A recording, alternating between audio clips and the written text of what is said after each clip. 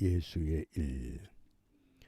예수님 당시 많은 유대인들은 나사렛에서 무슨 선한 사람이 등장하겠느냐 이렇게 폄하할 정도로 예수님 당시 나사렛은 아주 외떨어진 동네입니다. 대략 그 당시의 인구가 150에서 한 200명 정도밖에 되질 않는 아주 산골의 작은 마을이었다고 합니다.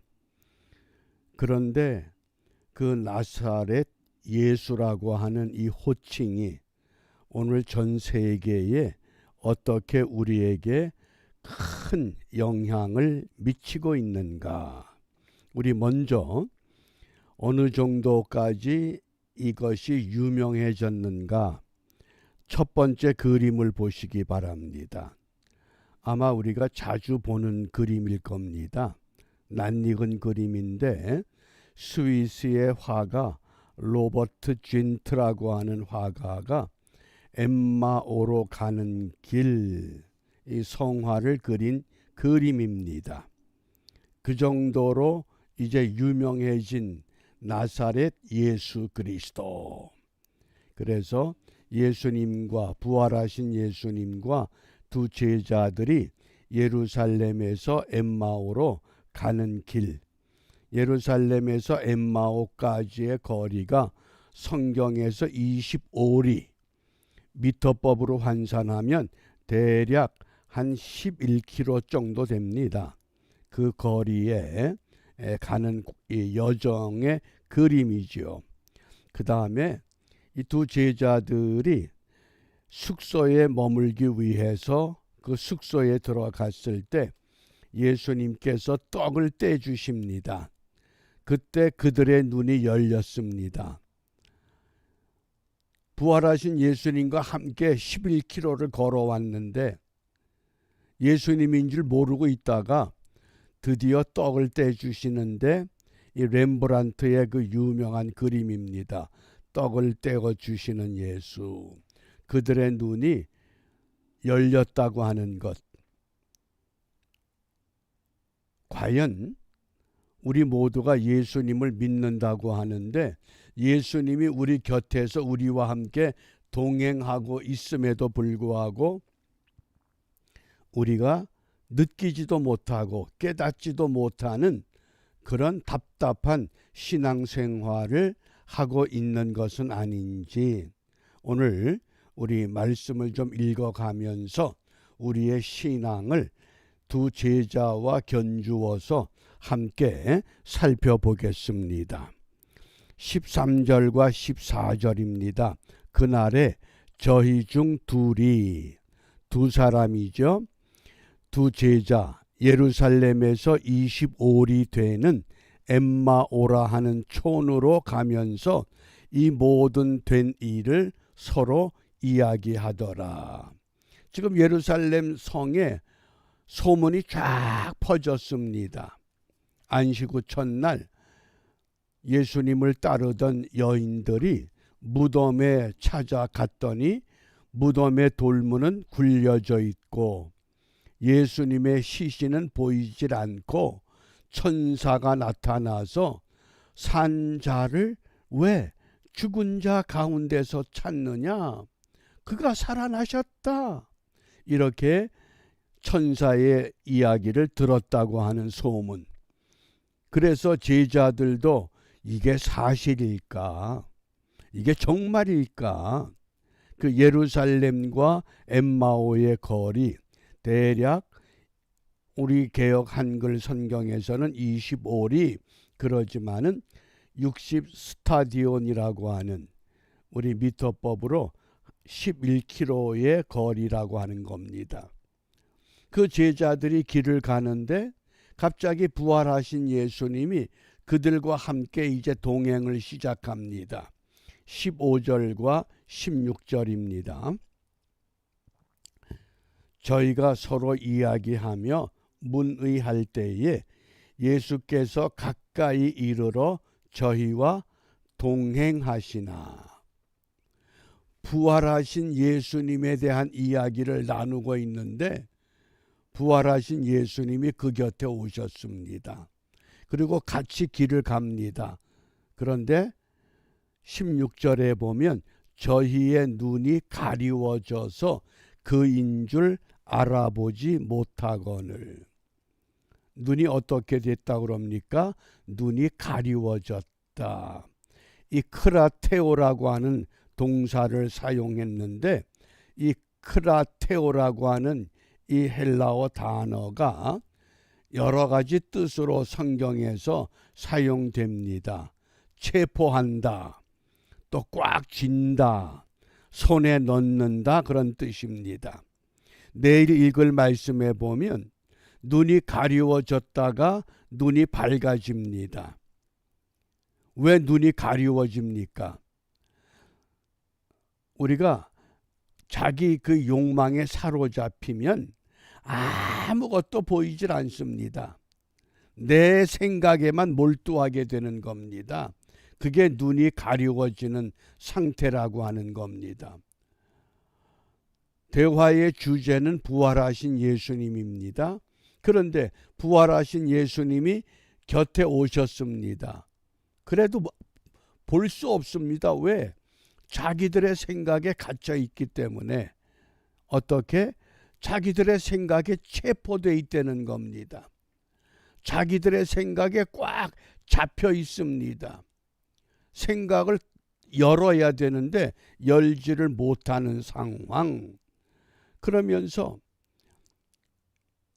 두 제자가 예수님과 이제 대화를 나누게 됩니다. 그러니까 예수님께서 도대체 무슨 이야기들을 하느냐? 그러니까 그 두 사람 중에 글로바라고 하는 한 제자, 그 제자가 아니 당신은 예루살렘에 있었으면서도 예루살렘 소문도 못 들었느냐? 무슨 소문이냐? 무슨 일이냐? 그 나사렛 예수 일이야. 그 얘기입니다.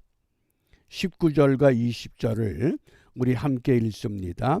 가라사대 무슨 일이뇨?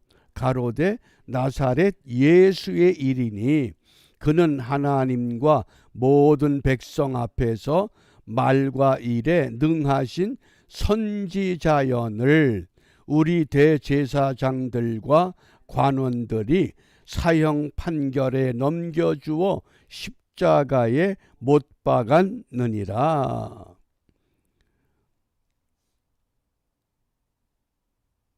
예수님을 메시아로 아직도 확신하지 못하는 상태입니다. 그런데도 예수님의 제자가 됐습니다. 어떻습니까?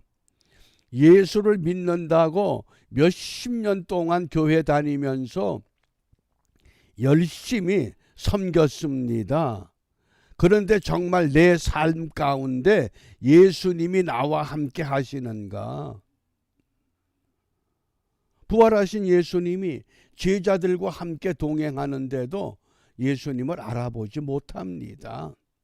그러면서 우리는 그 사람이 선지자인 줄 알았는데 대제사장들과 관원들이 사형 판결에 넘겨주어 십자가에 못 박고 말았습니다.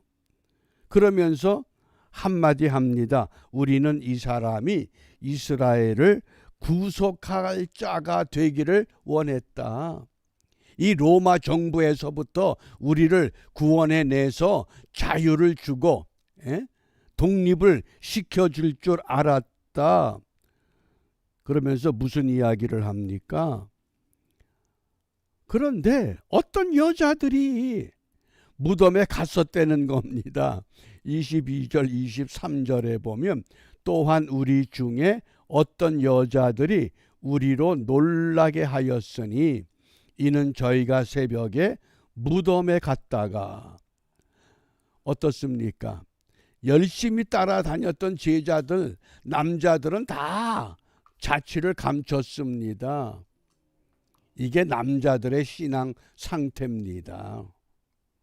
용감한 것 같고 모든 것 다 할 수 있는 것 같지만은 막상 어떤 곤란한 상황에 처하면 자취를 감춰버립니다.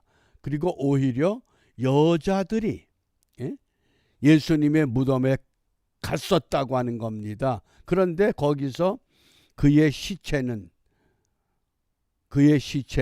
보지 못하고 와서 그가 살으셨다 하는 천사들의 나타남을 보았다.